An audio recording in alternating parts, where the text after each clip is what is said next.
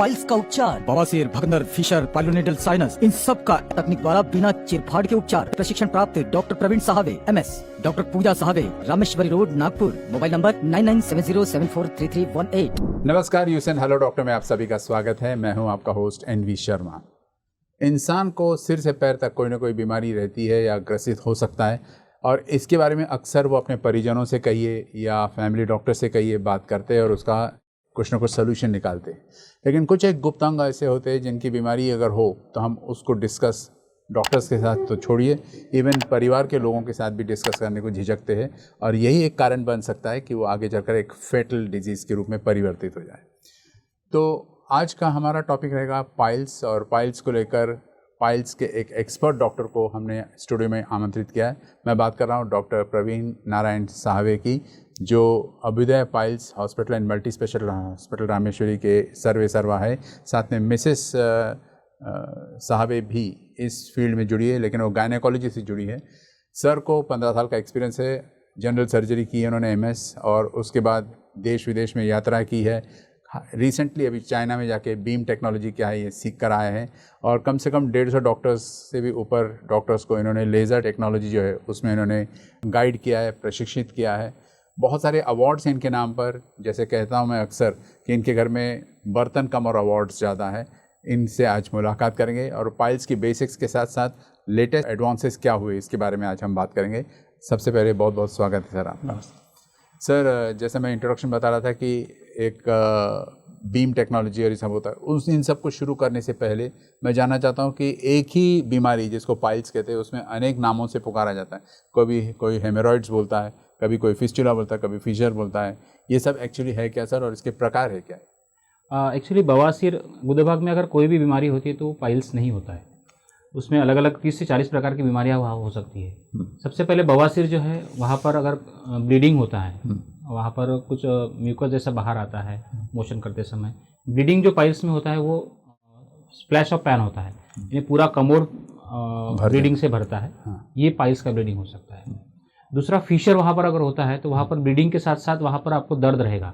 Piles में दर्द कभी नहीं रहता है। पाइल्स की सिर्फ आखिरी जो स्टेज होती है, पाइल्स में पहली स्टेज होती है जिसमें सिर्फ ब्लीडिंग होता है।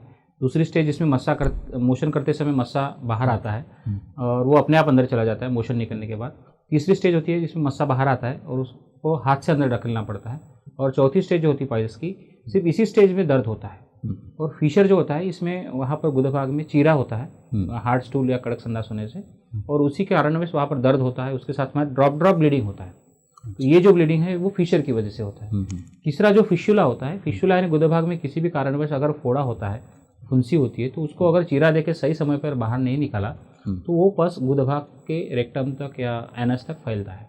एक प्रकार की नाड़ी या ट्यूब जैसा स्ट्रक्चर वहाँ तैयार करता है, और वहाँ निरंतर पस आता है, ब्लीडिंग भी आता है और दर्द होता है।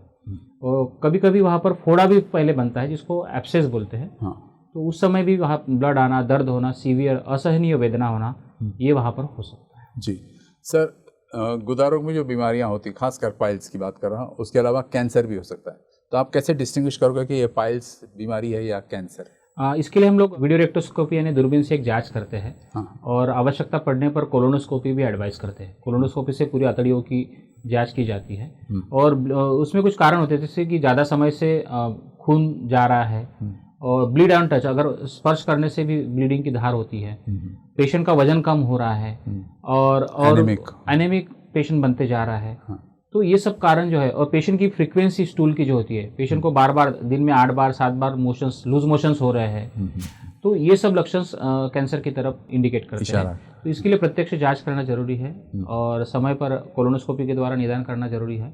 और पाइल्स का जो निदान है वो प्रोक्टोस्कोपी से या वीडियो रेक्टोस्कोपी से हमारे सेंटर में हम लोग करते हैं। जी, आप एक प्रोक्टोलॉजिस्ट हो, एक्सपर्ट हो इस डिजीज़ के, तो मैं जानना चाहता हूँ कि जैसे ये पाइल्स की बात करते हैं हम और उसके कॉजेस को ढूंढते हैं, तो फिर काफ़ी कुछ समझ में आने लगती है कि किस कारण से हो रहा है। बिल्कुल, कारण हम लोग पाइल्स के अगर ढूंढते हैं तो मोस्टली महिलाओं में अगर कारण देखा जाए तो ड्यूरिंग प्रेगनेंसी, गर्भाशय का वजन बढ़ने से, एक्सेसिव हार्मोन शरीर में बढ़ने से महिलाओं में पाइल्स होते हैं।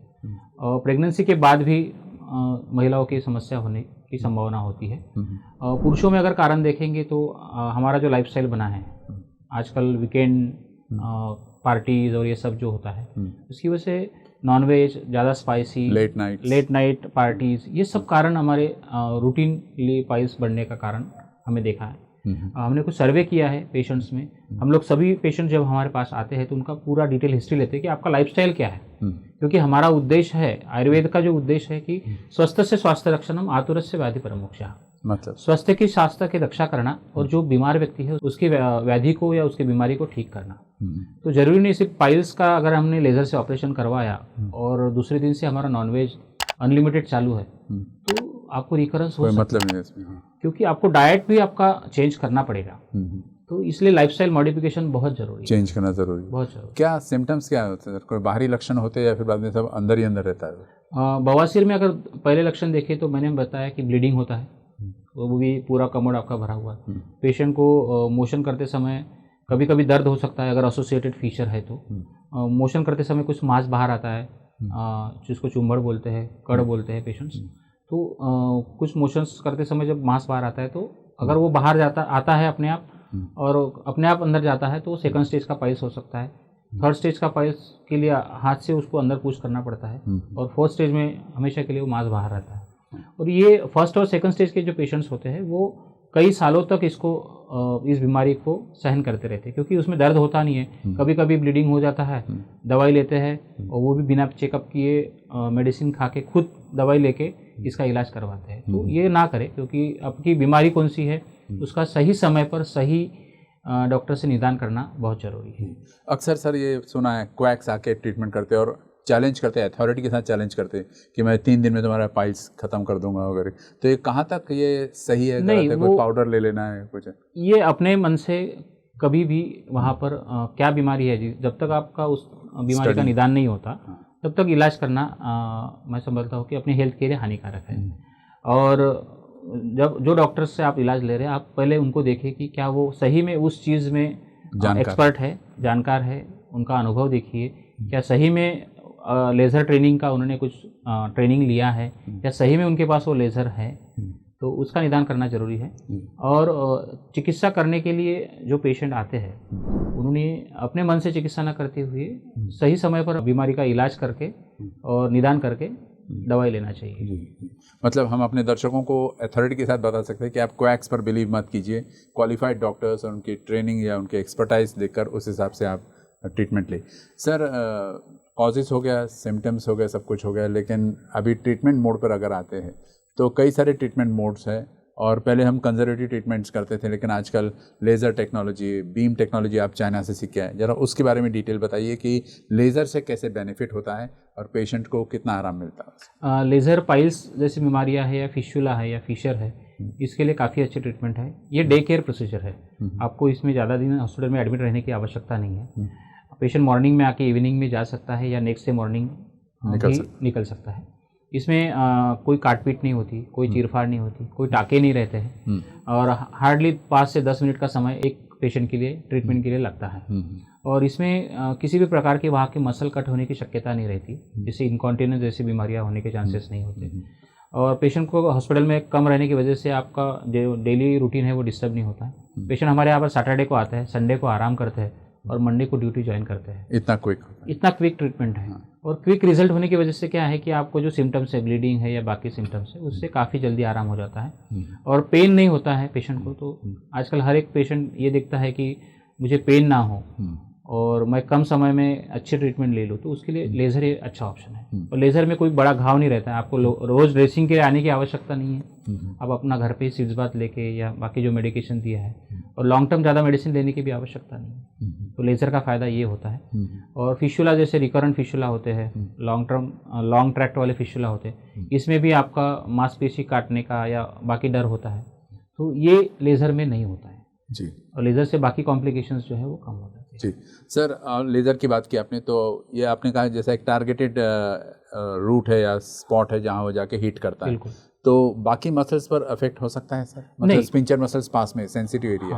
हाँ, उसमें ऐसा कुछ होता नहीं है, क्योंकि हम लोग लैटरल टू स्पिंक्टर मसल जाके पाइल्स के जो मेन हेमोराइडल फ्लेक्सस है या वहाँ पर जो ब्लीडिंग सप्लाई देने वाली वेसल्स है उसके ऊपर ट्रीटमेंट करते हैं। और तो उनका ब्लड सप्लाई जो है वो क्लोज हो जाता है तो आने वाले जो पाइल मास है वो अपनी जगह पर नॉर्मल Shrink हो जाते हैं। जी। तो इसमें बाकी मसल कट होने का या बाकी कॉम्प्लिकेशन होने की जो डर है वो काफ़ी कम है। जी। चाइना में आपने बीम टेक्नोलॉजी का भी प्रशिक्षण लिया और यहाँ आके आप इंडिया में उसको स्प्रेड करें, तो हमारे दर्शकों के लिए बताइए कि एक्चुअली बीम टेक्नोलॉजी है क्या और लेज़र से बेटर है या लेज़र का इक्विवेलेंट है? दोनों के इंडिकेशंस अलग अलग होते हैं। अगर ग्रेड 3 और ग्रेड 4 के पाइल्स है तो उसके लिए बीम जो टेक्नोलॉजी है वो अच्छी है। तो हम लोग कॉम्बिनेशन ऑफ थेरेपीज करते हैं, यूज़ करते हैं। हाँ, बी मैंने क्या होता है कि biological electrical impedance auto measurement system, ये एक प्रकार का मशीन होता है जिसमें पाइल्स के लिए चाइना में इसका इन्वेंशन हुआ था। और मेरा भाग्य है कि भारत से मुझे पहली बार और महाराष्ट्र के और सेंट्रल इंडिया में पहली बार इसको लॉन्च करने का मौका मिला।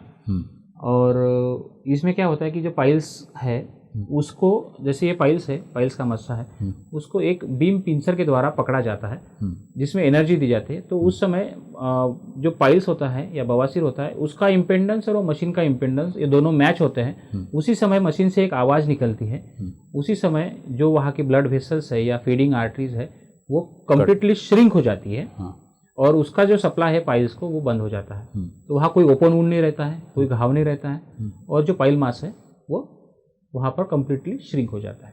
तो ये बीम टेक्नोलॉजी होता है। और लेज़र टेक्नोलॉजी में हम लोग क्या करते हैं कि पाइल्स के बेस तक जाकर वहाँ पर लेज़र एनर्जी देते हैं। तो वो टारगेटेड रेज रहते हैं और वो उसी पर्टिकुलर एरियाज़ की जो ब्लड सप्लाई है उसको श्रिंक या क्लोज कर देते हैं और बाकी फाइब्रोसिस होने के बाद वो पाइल मास हमेशा के लिए ठीक हो जाता है। जी। तो सर, जैसे आपने कहा कि वो बीम टेक्नोलॉजी से या फिर कहिए लेज़र से, तो उसको ब्लड सप्लाई रोकना इसका अल्टीमेट पर्पस होता है। हाँ। जैसे कि वो पाइल जो है वो श्रिंक हो जाए। हाँ। श्रिंक होने का तो झड़ जाता है या फिर वो वहीं पर श्रिंक हो जाता है। हाँ। और नेक्रोस होके स्लफ ऑफ हो जाता है। अच्छा, हाँ। ये before going to laser technology आप लोग पहले एक आयुर्वेदिक क्षार चिकित्सा पद्धति यूज़ करते थे, वो क्या है और वो इनसे कैसा बेटर है या ये मॉडर्न टेक्निक ज़्यादा बेटर है? आयुर्वेद में क्षार सूत्र हजारों साल से चलती आ रही चिकित्सा पद्धति है और आज भी उतनी ही स्टैंडर्ड चिकित्सा पद्धति है। जो पेशेंट्स होते हैं मोस्टली जिनको फिशुलाज या भगंदर जो है वो बार बार होते हैं, रिकरेंट फिशुला है, एक बार ऑपरेशन कर लिया, 2 बार ऑपरेशन कर लिया, फिर भी फिशुला हो गया है, ऐसे पेशेंट के लिए क्षार सूत्र चिकित्सा पद्धति एक अच्छी संजीवनी है। जो लोग ऑपरेशन से डरते हैं, आयुर्वेद में इसका बहुत अच्छा एक श्लोक में वर्णन किया गया है कि कृश दुर्बल भीरुनाम नाड़ी मर्मा श्रिता चया क्षार सूत्रेण ताम छिद्यात न तो शस्त्रेण बुद्धिमान।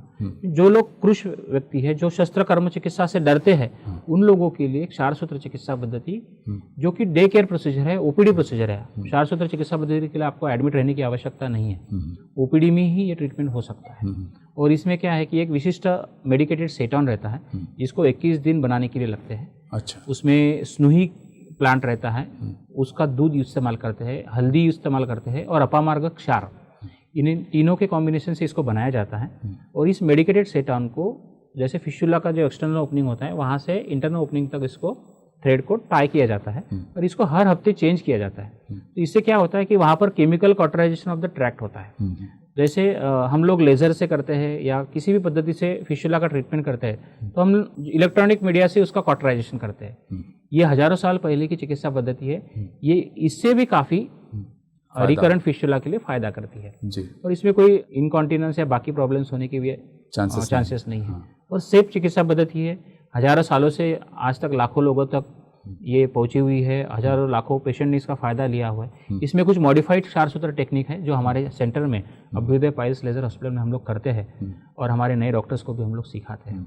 सर, आपने कहा जैसे इसके 4 स्टेजेस होते हैं, ग्रेड 1, ग्रेड 2, ग्रेड 3, ग्रेड 4, तो किस पर्टिकुलर ग्रेड पर किस किस्म का ट्रीटमेंट उचित रहेगा? फॉर एग्जांपल, अगर पहले आपने कहा क्षार चिकित्सा, वो इनिशियल स्टेजेस के लिए ठीक रहेगा बिफोर पाइल्स में? अगर हम लोग इसका ट्रीटमेंट मोडेलिटीज देखें तो पहले स्टेज में आपको कुछ भी लेजर ट्रीटमेंट करने की आवश्यकता नहीं है। सिंपल आयुर्वेदिक कुछ मेडिकेशंस है जो कि रिसर्च करके हमने 12 साल की मेहनत से बनाए हैं, तो वो मेडिसिन हम लोग देते हैं, डाइट मॉडिफिकेशन करवाते हैं और पेशेंट वैसे ही ठीक हो जाता है। ग्रेड 1 और अर्ली ग्रेड 2 के पाइल्स है वो सिर्फ मेडिसिन से ठीक होते हैं। बेस्ट ट्रीटमेंट जो आयुर्वेद के पुरातन आयुर्वेद चिकित्सा के सुश्रुताचार्य जो है, जो कि शल्य चिकित्सा के जनक है, उन्होंने भी पहली चिकित्सा औषधि ही बताई है।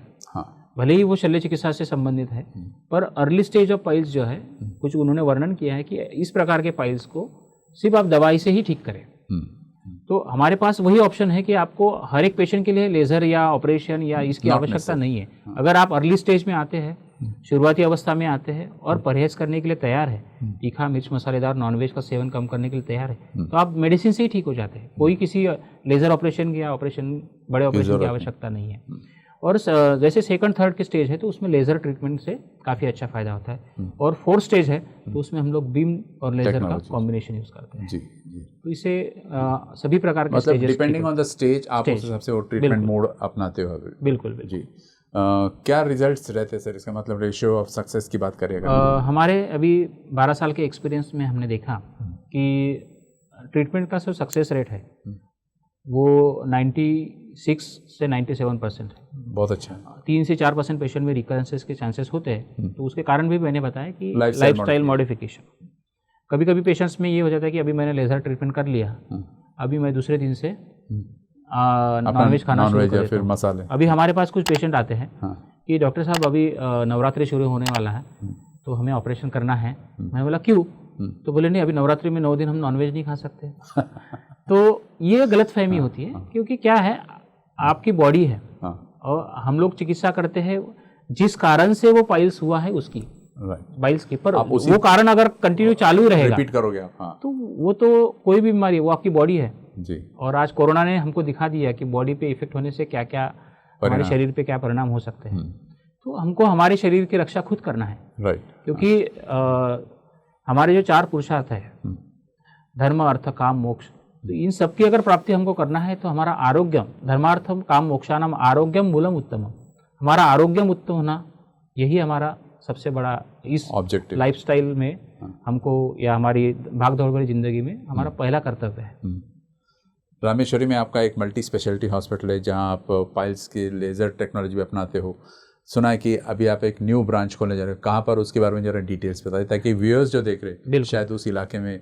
बिल्कुल, हमारा Abhyudaya piles laser hospital Rameshwari Chowk तो सभी लोगों को पता है। अभी आने वाले 8 तारीख को अभ्युदय पाइल्स लेजर हॉस्पिटल की एक द्वितीय शाखा का अनावरण होने जा रहा है। तो ये मनीष नगर रोड पर है, शताब्दी चौक से मनीष नगर रोड जाते समय ये दूसरी ब्रांच का हमारा इनॉग्रेशन है। तो दोनों जगह पर मैं डॉक्टर प्रवीण साहब और डॉक्टर पूजा साहब दोनों भी उपलब्ध रहेंगे।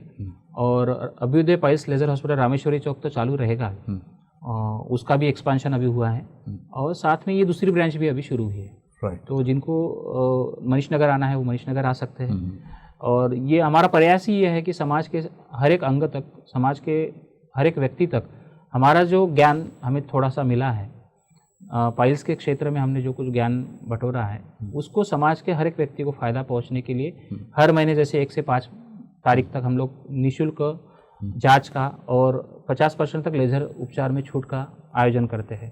जैसे आने वाले अभी नवरात्रि का सीज़न है, तो हर साल की तरह इस साल भी हम लोग जितने भी हमारे तमाम महिलाएं हैं, भगिनी हैं, उनके लिए निःशुल्क जांच का आयोजन 9 दिन करते हैं। साथ ही उनको पूरे माह तक, जैसे अभी 1 तारीख से लेके 30 तारीख तक अक्टूबर के महीने में 50% तक लेजर उपचार में कोई भी चिकित्सा के लिए आप आएंगे तो उसमें छूट हम लोग देते हैं।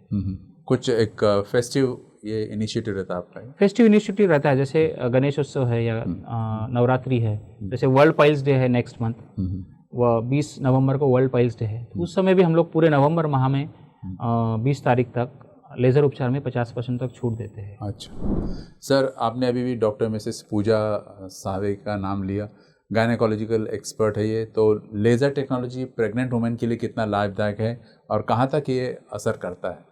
प्रेग्नेंट महिलाओं में अगर हम लोग बात करते हैं तो जिन महिलाओं को पाइल्स का प्रॉब्लम होता है तो उन लोगों को हम लोग अर्ली स्टेज है तो मेडिसिन से ही कंटिन्यू 9 महीने तक मेडिसिन देने के लिए बोलते हैं। और आयुर्वेद औषधि होती है तो वो पूर्णतः सुरक्षित होती है, 9 माह तक आप ले सकते हैं। और ये मेडिसिन लेने से, जैसे हम लोग पित्त को शमन करने वाली कुछ औषधियाँ देते हैं, जिसमें प्रवाड़ पंचामृत रस नाम की एक दवाई देते हैं, या काफ़ी और कुछ दवाइयाँ होती है जो पित्त को ठीक करती है। तो ये दवाइयाँ का साइड इफ़ेक्ट या कुछ बच्चों पे भी नहीं होता है, या गर्भस्थ माता या शिशु को भी कोई नुकसान नहीं होता है। तो 9 माह तक वो दवाई ले सकते हैं। और हम लोग अवॉइड करते हैं कि प्रेगनेंसी में लेजर ना करें। प्रेगनेंसी के बाद जैसे ही बेबी आउट होता है, अगर प्रॉब्लम होती है, कभी कभी फिजियोलॉजिकल पाइल्स भी होती है महिलाओं में, कि जब प्रेगनेंसी या बच्चा बेबी का वजन बढ़ने से, गर्भाशय का वजन बढ़ने से एक्टम पे प्रेशर आता है और उससे फिजियोलॉजिकल पाइल्स महिलाओं में होते हैं। तो ऐसे पाइल्स में जैसे ही बेबी बाहर निकलता है तो उसके बाद वो पाइल्स अपने आप ठीक हो जाते हैं कुछ मेडिकेशंस करने से। मतलब एक टेम्परेरी फेज। हाँ, वो प्रेगनेंसी इंड्यूस्ड हेमोरेड जिसको हम लोग कहते हैं। तो मोस्टली हमारा प्रयास ये रहता है कि 9 महीने की प्रेगनेंसी में अगर आप 9 महीने तक कुछ दवाइयाँ लेते हैं या साथ में कुछ हम लोग डाइट प्लान बताते हैं, वो अगर फॉलो करते हैं तो आपका प्रेगनेंसी भी हेल्दी रहता है और साथ में ये प्रॉब्लम भी आपको नहीं होती। जी। इस पर से एक और आता है कि सर ओवरवेट एक फैक्टर है पाइल्स के बढ़ने के लिए, तो कहाँ तक ये सच है, सही है, कुछ उसके पीछे लॉजिक है? हाँ, ओवरवेट से क्या होता है कि मोस्टली ओवरवेट का मेन कारण होता है हाइपोथायराइडिज्म। बहुत सारे पेशेंट्स में हमको देखने के लिए मिलता है कि हाइपोथायराइडिज्म की वजह से उनका वजन एकाएक बढ़ जाता है। तो हाइपोथायराइडिज्म और ये सब कारण से, ओवरवेट से कॉन्स्टिपेशन होने की संभावना ज़्यादा होती है। शरीर में जितना भी कफ बढ़ता है तो कफ प्रकोप का कारण जो है वो पाइल्स बताया गया है। आज से हजारों साल पहले जब ये पाइल्स के कारणों का जब उल्लेख किया गया तो उसमें बताया गया है कि एक समय एक ही जगह पर ज़्यादा समय तक बैठना ये भी पाइल्स का कारण है, जो कि वजन बढ़ने का कारण है। एक सेडेंटरी लाइफस्टाइल और ज़्यादा भागदौड़ करना, घोड़े दौड़ करना या ऊँट की सवारी करना। तो आज के दौर में हम लोग उसका कंपैरिजन करेंगे कि ज़्यादा जो मार्केटिंग के लोग हैं, जो ज़्यादा ट्रैवलिंग करते हैं, उनको भी ये प्रॉब्लम होती है। और जैसे उसकी संप्राप्ति या पाइल्स होने के जो कारण उन्होंने बताया था, तो उसमें उन्होंने बताया था कि पंचात्मा मारुत पित्तम कफो गुदवली त्रयम, यानी 5 प्रकार के जो वायु है उनकी दृष्टि होके वो कफ को लेके वहाँ पर आश्रय करते हैं और बवासीर जैसी समस्या उत्पन्न होती है। तो कफ का वहाँ पर आश्रित होना, डेफिनेटली मोटापा अगर है तो उसकी वजह से वहाँ के रेक्टम प्रेशर पे प्रेशर पड़ने से पाइल्स हो सकते हैं।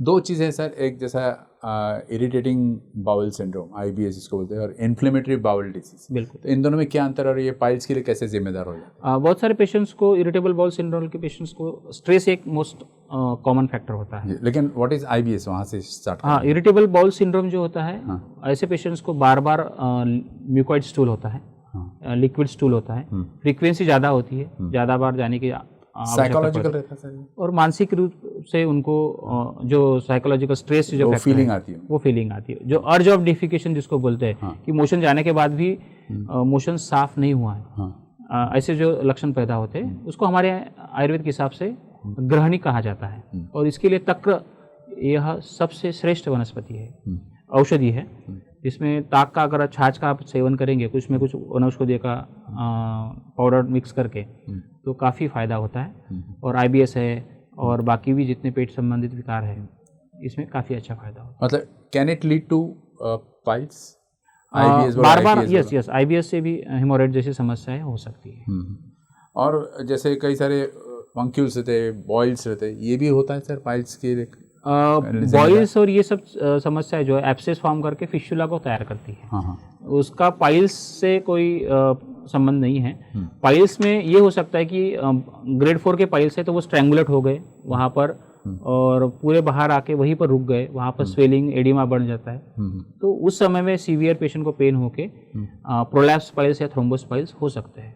तो उस समय वहाँ पर ब्लड जम जाता है कम्प्लीटली, तो ऐसे समय में पेशेंट को सीवियर पेन हो सकता है। Rectum sir as it is बड़ा सेंसिटिव पार्ट है और उसमें अगर पाइल्स या फिस्टुला या फिशर्स हो तो और भी दर्दनाक तो हो ही, लेकिन इस बीच डॉक्टर्स जो ट्रीटमेंट के लिए जो इंस्ट्रूमेंट यूज़ करते हैं तो उससे ज़्यादा एग्रेवेट नहीं होता सिचुएशन? नहीं, कुछ नहीं होता। एक्चुअली आजकल मॉडिफिकेशंस हो गए हैं सभी टेक्नोलॉजीज। पहले जो जांच करने की टेक्नोलॉजी थी, जैसे हम लोग अभी वीडियो रेक्टोस्कोपी, एंडोस्कोपी करते हैं, जैसे कोलोनोस्कोपी अभी किया जाता है, तो कोलोनोस्कोपी में पूरी अतड़ियों की जांच की जाती है।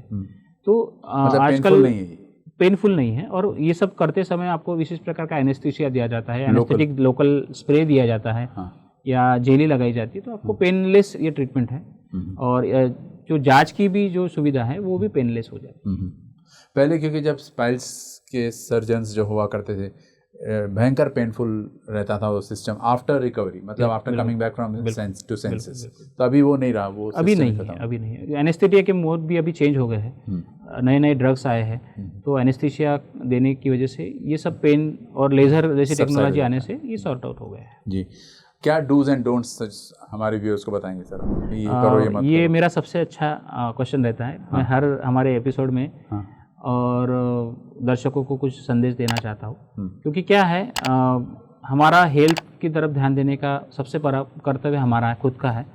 तो अगर आपको लगता है कि पाइल्स, फिशर जैसी समस्याएं ना हो, तो सबसे पहले उसका सही समय पर सही डॉक्टर से निदान करना जरूरी है। आपके लाइफस्टाइल को बदले। मोबाइल लेके टॉयलेट में कभी ना जाए। वहाँ लॉन्ग समय तक आपको बैठने से स्ट्रेनिंग हो जाता है। और वहाँ बैठते समय पैर के नीचे एक विशिष्ट प्रकार का स्टूल रखे, जिससे आपका जो रेक्टम का एंगल है वो वी शेप एंगल जो है वो बने, और जिससे आपको ऑब्स्ट्रक्शन पर्टिकुलर हाइट होती है। आजकल ऑनलाइन जैसे बाथ स्टूल रहते हैं ना, उसी हाइट का कमोड स्टूल भी मिलता है, या टॉयलेट स्टूल ऑनलाइन अवेलेबल है, आप ले सकते हो। वो पैर रख के ही आप कमोड पे बैठे। हो सके तो आप जो फ्लैश होता है उसका इस्तेमाल करें, जो रेडी एक विशिष्ट प्रकार का सिंगल जो धार वाला ये आता है शावर, वो ना यूज़ करें, क्योंकि उससे फिशर होने के चांसेस ज़्यादा होते हैं। मोस्ट ऑफ द जगह जितने भी एडवांसेस टॉयलेट है वहाँ पर मैंने देखा है कि एक स्टडी भी इस पे हुआ है वेस्टर्न कंट्रीज़ में और इंडियाज़ में, कि वो शार्प जो कमोड का जो ये होता है प्रेशर, उसकी वजह से फिशर इंड्यूस हो सकता है। तो हो सके तो शावर वाला जो होता है, जिसमें जैसे हम लोग शावर लेते हैं उस टाइप से ये कर देते हैं, हाँ, तो स्प्रेड कर देता है, तो डायरेक्ट प्रेशर ना होने की वजह से वो फिशर नहीं फॉर्म करता है। और वहाँ की लोकल हाइजीन अच्छे से रखे। हो सके तो जैसे जिनको फिशुला या रिकरेंट एब्सेस होते हैं, वो पेशेंट्स जीन्स जैसे कपड़े ना पहने, सूती या कॉटन के कपड़े पहने, जिससे मॉइस्चर उतना नहीं बनेगा। और ज़्यादा ट्रैवलिंग ना करें, एक समय पर ज़्यादा समय तक ना बैठे। और मेन डाइट है, खाने पीने में ध्यान रखें, सुखी रहे, स्वस्थ रहे और आयुर्वेद को अपनाएं। अल्कोहल और नॉनवेज फूड कहाँ तक इन्फ्लुएंस करता है? अल्कोहल डेफिनेटली इन सब चीज़ों को अफेक्ट करता ही है, क्योंकि अल्कोहल सिंगल अल्कोहल नहीं होता, उसके साथ में स्पाइसी, नॉनवेज या बाकी सब चीज़ें होती है। तो इससे भी पोर्टल हाइपरटेंशन या बाकी सब समस्याएं होकर पाइल्स जैसी समस्याएं बढ़ सकती है। और ये जो प्रॉब्लम होते हैं ये अकेले साथ में नहीं आते, फिर बंच ऑफ हेयर जैसे डिसीज़ है उसको साथ में इकट्ठा करके पाइल्स जैसी समस्याएं तैयार कर सकते हैं। आपने टॉयलेट की बात की, तो यहाँ पर कंट्रोवर्सी इस बात की होती है कि कमोड इज़ बेटर, कोई बोलता है इंडियन शीट इज़ बेटर। तो आपकी क्या राय बनती है? दोनों बेस्ट है, कोई इशू नहीं। सिर्फ आप कमोड पे अगर बैठते हैं, अगर हम नॉर्मली इंडियन कमोड में बैठते हैं तो हम लोग घुटनों के बल बैठते हैं। पर अब जिनको ओल्ड एज है या जिनके घर में कमोड है, तो कमोड पे बैठते समय सिर्फ आपको पैर के नीचे एक स्टूल रखना चाहिए। मतलब वो एंगल क्रिएट करना, तो एंगल क्रिएट करने के लिए जो नेचुरल एंगल अपने इंडियन कमोड में तैयार होता है। तो ये वाला सिर्फ ध्यान रखने की बात है, बाकी आप कोई भी यूज़ कर सकते हैं। अलावा इसके सर कई बार ये भी बात होती है, जब पाइल्स की बात होती है, स्क्लेरोथेरेपी, हीट कोआगुलेशन, ये सब क्या टेक्निक्स है या फिर बाद में मेथड ऑफ ट्रीटमेंट? ये अलग अलग ग्रेड के हिसाब से हम लोग करते हैं। जैसे कि हम लोग अर्ली ग्रेड 1, ग्रेड 2 पाइल्स है, तो उसमें स्क्लेरोथेरेपी एक विशिष्ट प्रकार का इंजेक्शन देते हैं। क्या होता है स्क्लेरोथेरेपी? स्क्लेरोथेरेपी यानी एक विशिष्ट प्रकार का इंजेक्शन रहता है जो पाइल्स के मस्सों के बेस में दिया जाता है, जिससे पाइल्स के मस्से जो ब्लीडिंग जहाँ से होता है वो अपने आप श्रिंक हो जाते हैं। एक रबर बैंड लाइगेशन भी होता है। रबर बैंड लाइगेशन यानी एक विशिष्ट प्रकार का रबर रहता है, वो एक गन के माध्यम से रबर के पाइल्स के बेस में हम लोग बांधते इन्हें पुश करते हैं। तो वो वहाँ के मस्सों को जो है ब्लड सप्लाई श्रिंक करके अपने आप गला देता है। तो ये दोनों ट्रीटमेंट भी अर्ली स्टेज में हम लोग करते हैं। मतलब सर्जरी करना ज़रूरी नहीं, अगर आप ये बिल्कुल ट्रीटमेंट मेथड से आपने बताया, अर्ली स्टेज में अगर आएंगे तो इन सब में से कुछ भी करने की आवश्यकता नहीं, आप मेडिसिन से ही ठीक हो सकते हैं। सिर्फ आपका सही समय पर निदान होना बहुत ज़रूरी है जी। अपार्ट फ्रॉम ये जो न्यू ब्रांच खुलने जा रहा है आपका 8 अक्टूबर को, और वर्कशॉप्स भी लेते हैं आप या ट्रेनिंग भी करते हैं, any future plan sir?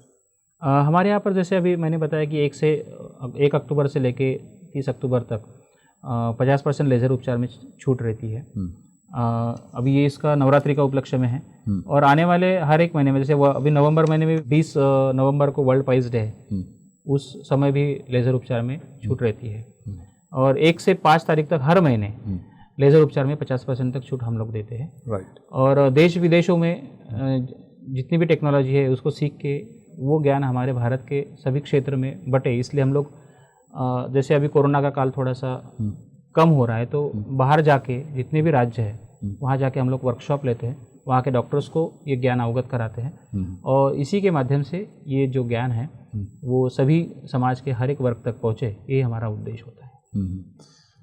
Message अगर देना चाहोगे तो क्या रहेगा सर? टेक होम मैसेज यही है कि अपना पेट है, हमको पालना है, इसके लिए हमको काम तो करना है, पर उस पेट को नज़रअंदाज ना करें। उस पेट को जितना आवश्यक है उतना ही खाए, थोड़ा कम खाए पर अच्छा खाए, आउटसाइड फूड अवॉइड करें, स्पाइसी डाइट अवॉइड करें और आयुर्वेद के अनुसार 2 काल में ही खाना खाए, बाकी समय में थोड़ा सा स्नैक्स ले सकते हैं। 2 काल यानी पित्त का जो काल है, सुबह 10 बजे का काल है, शाम को 7 से 8 बजे का काल है। रात का खाना आपका हार्डली 8 बजे के पहले होना चाहिए, ना कि 10 और 11 बजे के बाद। और मोस्टली जो वर्किंग लोग हैं वो अपने खान पान पे ध्यान दें, सही समय पर जितने नेशनल अर्ज है, अगर आपको मोशन आती है तो मोशन के समय उसी समय जाए, अगर यूरिन आती है तो यूरिन को उसी समय किया जाए, उसको रोके नहीं। ये सबसे इम्पोर्टेंट है, क्योंकि आजकल हमारा लाइफस्टाइल और ये सब इतना फास्ट हो गए हैं कि कस्टमर 10 खड़े हैं, अब मुझे यूरिन के लिए जाना है या टॉयलेट के लिए जाना है, मैं रोक देता हूँ। तो ये सब हमारे जो नेचुरल अर्ज है, जिसको अधारणीय वेग बोला जाए है आयुर्वेद में, ये हम जितना धारण करेंगे उतने ही वो बीमारियों को पैदा करते हैं जी। तो आयुर्वेद की जीवन शैली को अपनाएं, आयुर्वेद की किसी भी वैद्य से सलाह लेके आप अपनी जीवन शैली को बदल सकते हैं, क्योंकि कोरोना की वजह से आज हमारी जीवन शैली को बदलना काफ़ी ज़रूरी हो गया है। Intermittent fasting, how does it help sir? Intermittent fasting अगर आप करते हैं तो वो भी आयुर्वेद के अनुसार होना चाहिए। आपका जो खाना आप नहीं ले रहे हो, क्या होता है कभी कभी आज फास्ट कर लिया तो फास्ट में इतना सारा उपवास का हम लोग खा लेते हैं कि अगले दिन वो अपने पूरे सिस्टम को हैम्पर कर देता है। जैसे हम लोग साबूदाना खाते हैं या बाकी, तो अगर इन सब चीज़ों से और कॉन्स्टिपेशन जैसी समस्या होने की संभावना होती है। तो अगर आप फास्ट करना ही चाहते हैं तो कुनकुना पानी पिए दिन भर में, जिससे आपका जो कोलन है वो कोलन क्लिनजिंग हो जाता है। और फ्रूट्स ले सकते हैं, सीजनल फ्रूट्स, फाइबर कंटेंट, जो फाइबर कंटेंट है, और साथ में लिक्विड सूप जैसे आप कुछ आते हैं उसको बना के पी सकते हैं। और फ्रूट्स का जो है या जूस का सेवन भी आप कर सकते हैं। पर जिन लोगों की डाइजेस्टिव सिस्टम वीक है वो लोग जूस भी नहीं पचा पाते हैं, तो ऐसे पेशेंट्स को नारियल पानी अगर आप है वो उस समय आप ले सकते हैं। जैसे नवरात्रि है तो नवरात्रि में बहुत सारी महिलाएं 9 दिन उपवास करती है, तो उस समय आप ज़्यादा से ज़्यादा फलों का सेवन करें, या नारियल जूस सबसे बेस्ट है जो आपको तुरंत एनर्जी देता है। और जैसे फरार की जो बाकी पदार्थ है उसका सेवन कम करेंगे तो अच्छा। ऑयली मसालेदार अवॉइड करें, अपने बाकी डाइजेस्टिव सिस्टम का हैम्पर करते हैं। Thank you very much sir, it was a pleasure talking to you. Thank you.